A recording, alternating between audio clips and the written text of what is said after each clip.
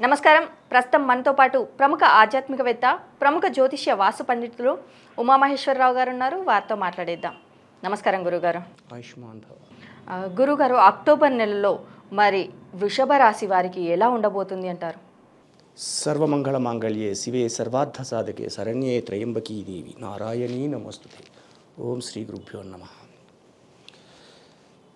2024 October ఆ రోజు వృషభ రాశి గురించి తెలుసుకుంటే, ఆ రోజు నాడు బహుళ చతుర్దశి మంగళవారం, పుబ్బా నక్షత్రం 4వ పాదం, అలాగే శుక్లయోగము విష్టికరణము. తిదివార నక్షత్ర యోగ కారణాలు సమృద్ధికరంగా మంచిగా ఉన్నాయి ప్రతి విషయంలోనే. అలాగే రాశిచక్రము యందు గోచార ఫలితాన్ని మనం తీసుకుంటే, రాశిచక్రము యందు వృషభ రాశిలో గురువు ఉన్నాడు. అలాగే మిథున రాశిలోకి వచ్చేసరికి కుజుడు ఉన్నాడు. తదుపరి సింహరాశిలోకి వచ్చేసరికి చంద్రుడు ఉన్నాడు. అలాగే కన్యారాశిలోకి వచ్చేసరికి రవి, బుధ, కేతువులు. అలాగే తులారాశి యందు శుక్రుడు. అలాగే మకర రాశి యందు ఉన్న గ్రహం ఏమంటే శని యోగకారకుడైన ఉన్నాడు. అది ఈ యొక్క వృషభ రాశి వారికి రాజ్యస్థానం అయింది. అలాగే మీనరాశి యందు రాహు ఉన్నాడు. గ్రహ సంచారం ఈ రకంగా ఉన్నందువల్ల వృషభ రాశి వారికి గత 2-3 నెలల నుంచి కొద్దిగా ఒడిదుడుకులను ఉన్న ఈ యొక్క మాసము యందు వృషభ రాశి వారికి నక్కతోక తొక్కినట్టే చాలా అదృష్టవంతులుగా ఉన్నారు. చాలా విజయాలు సాధిస్తున్నారు. అనుకోని విధంగా ఎన్నో కొత్త కొత్త విషయాలని గ్రహించి దాన్ని చేస్తారు. అలాగే వృషభ రాశి వారికి ఈ నెలలోని మొదటి 10 రోజులు కూడా కొద్దిగా ఒడిదుడుపుగా ఉన్నా కూడాను ఎంతో కొంత ధనాన్ని ఆర్జించడము, లాభాలని పొందడము, ప్రతి వారితోటి కలివిడిగా ఉండడం. ప్రతి వారితో కలివిడిగా ఉంటారు. కలివిడిగా ఉండి తన పనులు తాను చేసుకుంటూ వెళ్ళిపోయే ఉండే పరిస్థితిని వస్తుంది. కానీ ఇక్కడ ఒక విషయాన్ని మనం చెప్పుకోవాలి, ముఖ్యంగా చెప్పుకోవాలి. తాను ఆలోచించిన ఆలోచనని ఏదైతే ఉందో అది ఆచరించుకోవాలి. ఎదుట వ్యక్తులని సలహాలు అడగకూడదు. ఎదుట వ్యక్తిని సలహాలు అడిగితే వచ్చే ప్రమాదాలు: శ్రేయాన్ స్వధర్మో విగుణ పరధర్మాత్ నునిష్టతాత్ స్వధర్మో నిధనం శ్రేయ పరధర్మో భయావహ అన్నారు. దీని అర్థం ఏమిటంటే, నిర్గుణత ఆచరణకు అనుచితము కానిగా ఉంటూ ఆచరణకు అనుచితము కానిది అతి భయంకరమైనది పరధర్మముని ఆచరించే కంటే గుణము లేనిదైనను స్వధర్మాన్నే ఆచరించాలి. అర్థం ఇది ఈ శ్లోకానికి.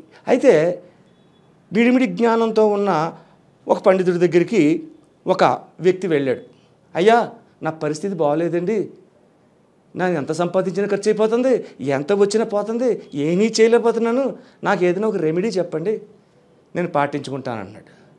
ఆ రెమెడీ చెప్పగానే ఆయన ఏమన్నాడు, మరి నాయన ఒక మంచి నాలాంటి సత్పురుషుని వెతుక్కుని వాడికి 4 పిండి వంటలతోటి భోజనం పెట్టి దక్షిణ తాంబూలాలు వాడి చేతిలో పెట్టి కాళ్ళకి నమస్కరించి నువ్వు కాశీకి నడిచి వెళ్ళిపో అన్నాడు. కాశీకి నడిచి వెళ్ళిపోవడమా? సికింద్రాబాద్లో ట్రైన్ ఎక్కితే 30 గంటలు పడద్ది కాశీకి వెళ్ళడానికి. వీడు నడిచి వెళ్ళిపోతాడు. నడిచి వెళ్ళిపోతే ఆడిది కానప్పుడు పరధర్మం ఇలా ఉంటుంది, ఆడిది కానప్పుడు ఎదురు చెప్తాడు.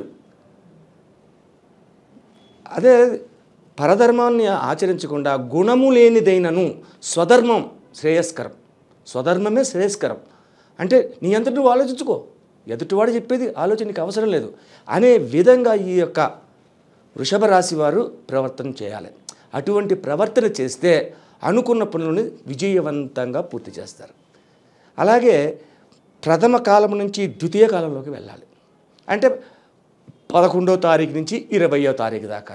ఈ ద్వితీయ కాలంలో ఏ రకంగా ఉంటుంది? ప్రతి విషయంలోని కూడా అనుకున్న విధంగా జరుగుతూ ఉంటుంది. అలాగే స్త్రీల యొక్క పరిచయాల వల్ల కొన్ని లాభాలు పొందుతారు వీళ్ళు. ఇక్కడ స్త్రీలు అనగానే వేరే ధర్మంతో ఆలోచించకూడదు. మంచి బుద్ధితో ఆలోచించాలి ఎవరైనా సరే. కాబట్టి స్త్రీల వలన కూడా కొన్ని లాభాలు ఈ యొక్క వృషభ రాశి వారికి పొందే అవకాశం ఉంది. అలాగే తృతీయాంకంలోకి వెళ్ళాం అంటే 21వ తారీఖు కాడి నుంచి మంత్ ఎండింగ్. తృతీయాంకంలోకి వెళితే ఏం జరుగుతుంది? ఇంకనూ కొత్త కొత్త వ్యాపారాలని ప్రారంభించుతూ కొత్త కొత్త వ్యక్తుల పరిచయం అవుతూ వారితోటి కూడా కావలసినట్ట వ్యవహారాల్ని సాధించుకుంటారు. కాబట్టి అతి జాగరూకత మెలుగుతూ మంచి ఆలోచనలు చేస్తూ అలాగే మంచి ఆలోచనలతో పాటు ఇతరులను ప్రశ్నించకూడదు. ఈ రాశివారు ఈ నెలలో ఇతరుల యొక్క సలహాలు పాటించరాదు. పాటిస్తే అది వచ్చేది ఏంటంటే చాలా కష్టకాలాన్ని ఎదుర్కొన్న వాళ్ళు అవుతారు. కాబట్టి అటన్నీ పాటించడం మానేసి మీ అంతటా మీరుగా ఆలోచించుకుని మీరు చేసుకుంటే విజయాన్ని పొందగలుగుతారు. మరి అదే విధంగా వృషభ రాశి అందరికీ అటు విద్యార్థులకు కావచ్చు ఇటు రాజకీయ నాయకులకు కావచ్చు ఇలాగే ఉండబోతుందంటారా? రాజకీయ నాయకులకి ఆటంకభరితాలు కొన్ని ఎదురవుతూ ఉంటాయి. ఈ యొక్క నెలలో ప్రభుత్వాలు మారిన విధంగా ఉండడం కానీ లేకపోతే ఇంకోటి అవ్వడం కానీ దాని వలన కొన్ని ఇబ్బందులు ఎదుర్కొంటూ ఉంటారు. అయినా కూడా వీరికి నష్టాలు కష్టాలు అనేవి ఉండవు, కొంచెం చికాకులు వస్తాయి. అటువంటి విధంగా రాజకీయ నాయకులు ఉన్నారు. మరి విద్యార్థులకు ఎలా ఉండబోతుంది? విద్యా విధానంలో చక్కని ర్యాంకుని తెచ్చుకుంటున్నారు. చదవాలనుకున్న వాళ్ళు బ్రహ్మాండంగా చదువుతున్నారు. అనుకోని విధంగా కూడా విదేశయానాలు చేయడానికి అవకాశాలు ఎక్కువగా ఉన్నాయి. ఎందుకంటే రాహు ఉన్న స్థానం మీనరాశిలో ఉంది. మీనరాశి ఉచ్చస్థానం. అలాగే గురువేమో వృషభ రాశిలో ఉన్నాడు, శుక్రుడు తులారాశిలో ఉన్నాడు. కాబట్టి యోగదాయకమైన స్థితిని విద్యార్థులు పొందుతున్నారు. మరి వ్యాపారస్తులకు చూసుకున్నట్టయితే కొత్త వ్యాపారాలు ప్రారంభించే అవకాశం ఉంది అంటారా? మూడవ అంకంలో కొత్త వ్యాపారాలు ప్రారంభిస్తారు అని చెప్పాం. ఇందాక నుంచి మనం చెప్పుకున్నది అంటే కొత్త కొత్త వ్యక్తులు పరిచయం అవ్వడం, కొత్త వ్యాపారాలు యందు పెట్టుబడులు పెట్టడము అనేది చేస్తారు. స్పెక్యులేషన్ వారికి మాత్రం నష్టపోతారు. ఈ యొక్క వృషభ రాశిలో ఉన్నవారు జోదము కానీ రేసులు కానీ ఇటువంటివి ఏదైనా వెళితే అందులో నష్టాన్ని మాత్రం పొందగలుగుతారు. మరి వీరికి ఆరోగ్యపరంగా ఎలా ఉండబోతుంది? ఆరోగ్యపరంగా ఏ విధమైన అనారోగ్యం ఉండదు. ఎందుకంటే ధనము చేతిలో ఉన్నప్పుడు ఏ వ్యక్తికైనా అనారోగ్యం అనేది రాదు. అదే ధన నిలకడ లేకుండా ఇబ్బందికరమైన స్థితులు ఎప్పుడైతే పొందుతారో వాళ్ళు ఆరోగ్యాన్ని చెడగొట్టుకుంటారు. అంటే నిద్ర పట్టదు, సమయానికి తినరు, సమయానికి ఆచరణ ఏది చేయరు. అందువల్ల అనారోగ్యం కొని తెచ్చుకున్న వాళ్ళు అవుతారు. కానీ ఈ యొక్క వృషభ రాశి వారికి ఈ నెల యందు చేయు వృత్తి వ్యాపారముల యందు లాభదాయకంగా ఉండడం. ఇక్కడ వ్యయము ఆదాయాలు చూసుకుంటే వ్యయం మొట్టమొదటి ఎంత చెప్పాం? ఇందులోని రెండే చెప్పాం. లాభం రెండే చెప్పాం, వ్యయం ఎందుకు చెప్పాం. ఇక్కడ వ్యయం అంటే ధనము కాదు, ఇక్కడ ఆరోగ్యపరమైన పరిస్థితులు. లాభం అంటే ఇది అనారోగ్యమైనదంటే 8 పరిస్థితులు ఉన్నాయి. కానీ ఎప్పుడు వస్తుంది ఇది? గత 2-3 నెలల్లో వచ్చింది. ఇప్పుడు ఈ నెల అంతా కూడా సాఫీగా కుదుటపడి ఉంది అందరూ. అందువల్ల ప్రతి విషయంలో కూడా జాగరూకతగానే నడుస్తుంది అందరికీ. మరి ఈ రాశి వారు చేసుకోవాల్సిన పరిహారాలు ఏంటంటారు? చాలా చక్కటి ప్రశ్న ఇది. ఈ రాశి వారు చేయవలసిన పరిహారాలు ఏంటంటే శ్రీ గురుదత్త ఆలయంలోకి వెళ్ళి గురుదత్తని పాలతో అభిషేకింపచేయించాలి. పాలతోటి అభిషేకం చేయించాలి. గురువారం నాడు చేయించాలి. ఇది గురువారం నాడు గురుదత్తాత్రేయుడికి పాలాభిషేకాన్ని చేసి నైవేద్యంగా కొబ్బరికాయ కానీ అరటిపళ్ళు కానీ ఏదైనా ఇవ్వచ్చు. అటువంటిది తీసుకోవడం అది ఒకటి. ఈ యొక్క వృషభ రాశి వారికి మొట్టమొదటిగా చేయవలసింది ఏంటంటే బొబ్బర్లు, శుక్రునికి సంబంధించింది బొబ్బర్లు దానం చేయాలి.